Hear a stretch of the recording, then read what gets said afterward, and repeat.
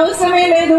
So అటువంటి బొమ్మాలి films నుంచి కాంతారా లెజెండ్ చాప్టర్ 1 ని మన ముందుకు తీసుకొచ్చినటువంటి బొమ్మాలి ఫిలిమ్స్ కో ఫౌండర్ చలువే గౌడ గారికి కూడా వేదికపైకి ఆహ్వానం పలుకుతున్నాము.